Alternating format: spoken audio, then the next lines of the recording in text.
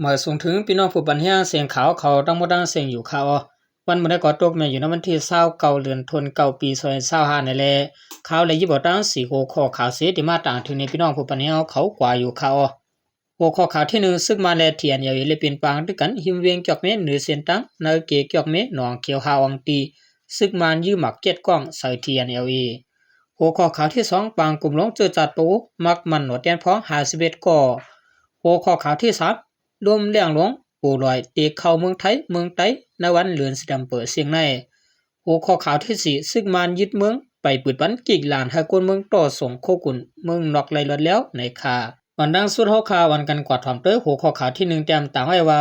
ซึ่งมาแลเทียนยาวิเลยเป็นปางด้วยกันหิมเวียงจอกเมเหนือเสียนตั้งเลยเกจอกเมหนองเขียวหาวังตี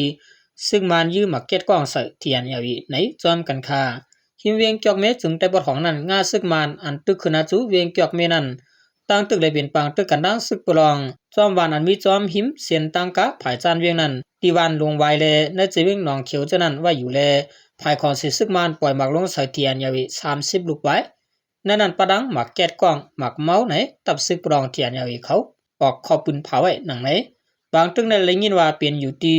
เสื้อวันลงไว้ตองสิเล็กสักคันสะจีเวียงจอกเม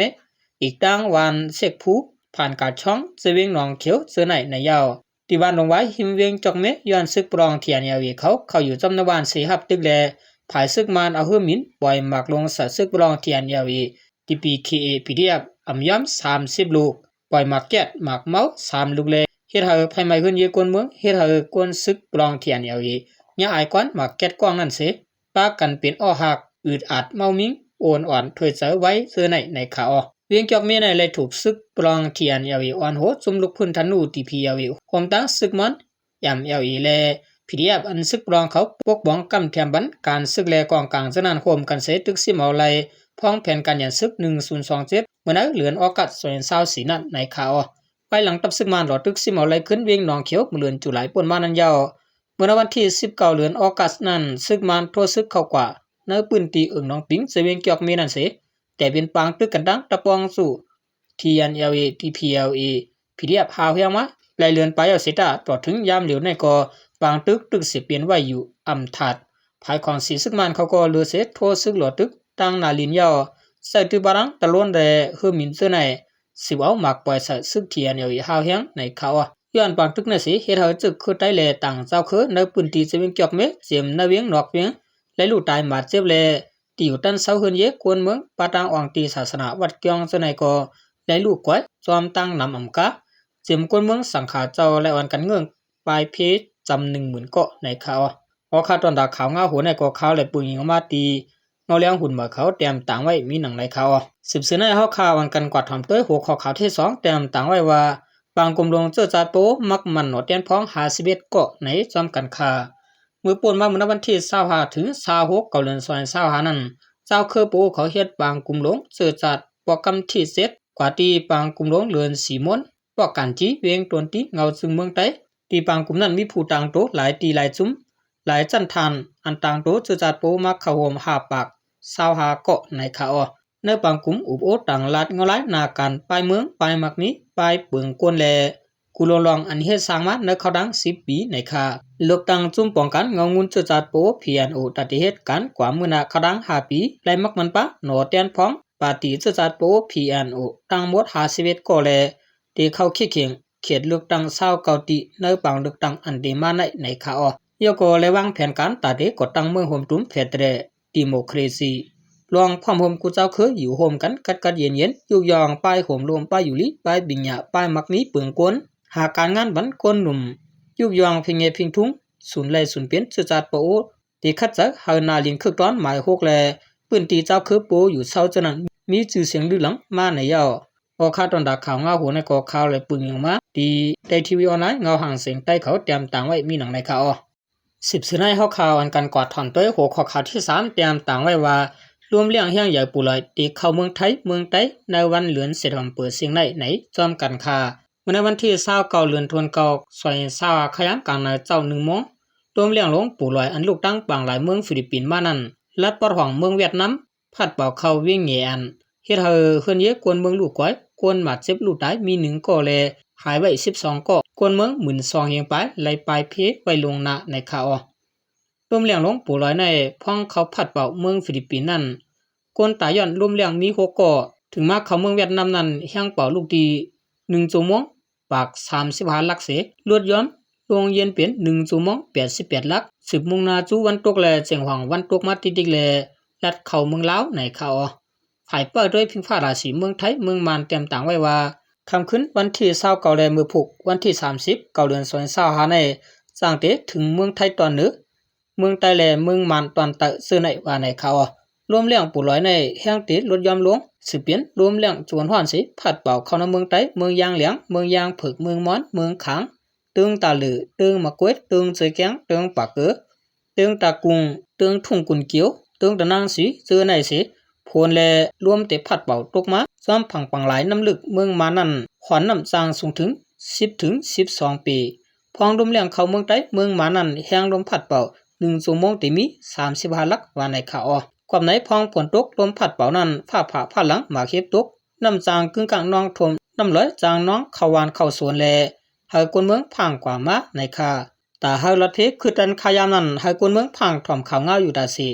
ควรเจออยู่หิมตวนไม่เหยอะไม่หลวงเจอมีป้ายโฆษณาโจญญาหิมเฮือนหิมเยควรเจอเหตุการณ์จอมนำจอมนองแล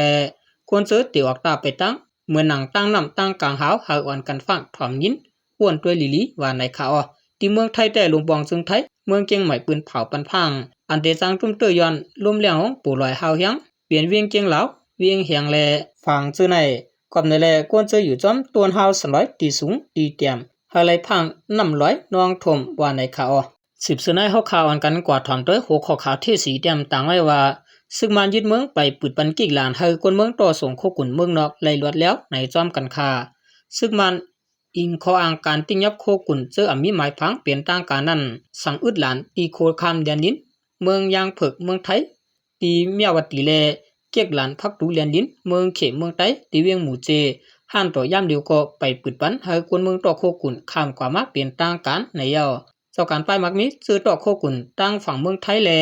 เมืองเขเข้ามาในเมืองโฮมตุ้มเมืองมันในอำจ้างเหตุการณ์ก้าขายเลยลวดแล้วเหมือนมือวันตั้งสิย่ำเหลียวลวดกาต่อกุ่นตั้งเมืองไทยมานั้นไล่กึดข้างคำไว้หึงเขาดังหมอก2เลือนว่าในคาอเจ้าการป้ายมักมีเจอเหตุการณ์ก้าขายต่อกุ่นตั้งเมืองไทยส่งเข้าจุในเมืองมันตั้งทุ่งดินเปียงนั้นลาดนี้ว่าซ้อมเกิกหลานในซึกมันเขากดทัดเฮียงหนากวยมกะเหนือลวดกาอันต่างไว้โคกุ่นสังมีไม้อำนั้นตัวลิกไทยไหนตื่นอ่ำปันลัดผ่านละว่าไหนเมื่อปนมาเหลือนออกัสในภายซึกมันยึดเมืองปืนเผาออกเซียนซื้อโคกุ่นตา35เซนเสให้ห้ามออกขอปงไว้ตื่นอ่ำปันต่อคำกิกหลานตั้งแต่นั้นมาโหลดกาเจอต่อต่างกุ่นเลียนเหนือเสียนตั้งเจอมีขาหาบกันของเสียซึกมันตั้งกิกหลานไว้นั้นลดย่อมลงกว่าเฮียงเตๆมางเจอถึงตีและกึดยังไว้การต่อส่งโคกุ่นในคาอย้อนเจ้าการป้ายมักมีเขาต่อส่งโคกุ่นยาผืดมาหรือเก่าเฮียงแลคนเมืองเจ้าการป้ายมักมีวันเจอเปิดห้านขายกุ่นกุลองในเมืองมันทุ่งเป้งก็อำจ้างเอากุ่นเช่นเหมือมาขายเสที่ห้านมีกุ่นสังก็10ขายกว่าไว้จึงนั้นก้อยแลพวกข้าวหึงจึงลีไม่ใจโกคันกุ่นในเมืองโฮมตุ้มปุงขึ้นนำเหลือในเทียงไหนคนหนุ่มก็ต้องหนึ่งอยู่ซะไว้ในเวียงหลวงตนตีเมืองไต้ปะจานลาดนี้หนังไหนพอ10เปลี่ยนกว่าจึงไหนหึงเหลือในเทียงแต่จะว่าเจ้าการป้ายมักมีเขาก้อยขบตั้งหยาผืนคนเมืองก็เต็กกินจอมเหยามือลุในเวียงในหมากตายาก้าแลยายะมังเซียนพอหาซื้อหยาบนายาอันปุงขึ้นเฮียงในเป็นขันยายะโคกุ่นก็หาซื้อหยาบเฮียงนายาในหัวจรดกะเจอต่อต่างโคกุ่นเขาก็มุงมองขาภายเจ้าหน้าที่ซึกมันเขาลดยอมปันการกดทัดโคกุ่นจอมกิกหลานเสเปิดเสียนตั้งปันเฮาเจ้าการป้ายมักมีเขาค้าขายรายง่ายหลวมมากขึ้นอยู่ไหนเจ้าลดกะก็ต่างโคกุ่นลูกตั้งเมืองมันทุ่งเป้งก็ตั้งเมืองไต้ปอดห้องลาดนี้หนังไหนมือเหลียวในเฮามุงมองเฮาเสียนตั้งหลวงปืดป้อนั้นจังเฮาก็จะเป็นการมากขึ้นการค้าขายก็จะง่ายมากหรือเก่ามือเหลียวในบ่เป็นโคกุ่นอันป้าลิขิลิกไทยนั้นโตกว่าตั้งแล้วก็อำไลยาอึดไว้ซัมปอมีกว่านับโหเลือนมันยาวเงาลายจังไหนปอเฮาโตต่างโคกุ่นกว่าก็กูยายอบกับนั้นปะเฮการกดทัดเขาลดลงกว่าเฮเสียนตั้งปุดเยอะ2ก้อยเลียนขึ้นกว่ายาวเมื่อกลางเดือนสิดำเปิดวันที่13นั้นซึกมันยึดเมืองปืนเผาออกเอาเรื่องโคกุ่นกระดังขายซื้ออ่ำเข้าตั้งกันซื้อต่อส่งเข้ามาในเมืองโฮมตุมปัดปืนในแลค่าหาบกันแต่ซึกมันเจอปักกิกหลานจอมแดนดินจอมเสียนตั้งหลวงการค้าขาย วันกันไว้นักหนือลองได้สิเปิดติญญาบอกโคกุนตีจรวดเจ้ากาเขาอยู่วันในเขาพอข้าตอนตาข่าวง้าสองหูคอข่าวลื่นสุดในกอข่าวเลยปึงอย่างมาตีซุ่มข่าวพูดไว้เขาเตรียมต่างไว้มีหนังในเขาเลื่อนสุดมาขอบใจอย่านำถึงพี่น้องเขาเจิญเป็นผู้เตรียมข่าวและผู้ทอมข่าวตั้งบ่ดังเสียงให้อยู่ลีกินหวานก็เย็นซื่อสาดตัวใจสองเปิงหลอดพี่หลอดหลานเสกกำข่าวมาสูงตังเสียงข่า